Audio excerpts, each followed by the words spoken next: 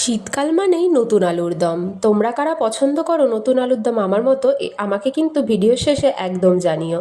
তাই বানিয়েই ফেলেছিলাম নতুন আলুর দম। প্রথমে আমি আলুটাকে খুব ভালো করে ধুয়ে বেছে কেটে কুটে নিয়েছি। তারপর কড়াইতে ফোড়ন করে নিয়েছি শুকনো লঙ্কা, তেজপাতা আর জিরে দিয়ে।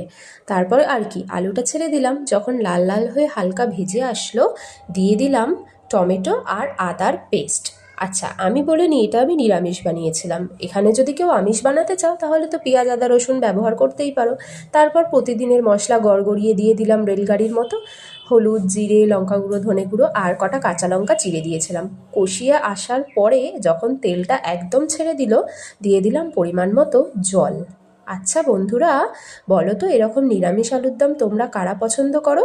তারপর আর কি হয়ে গেল যখন আলুর দম, ওপর থেকে ধনেপাতা ছড়িয়ে দিলাম ফ্লেভারের জন্য, আর অল্প করে গরম মশলা দিয়েছিলাম। ভিডিওটা কেমন লাগলো অবশ্যই জানিও কিন্তু।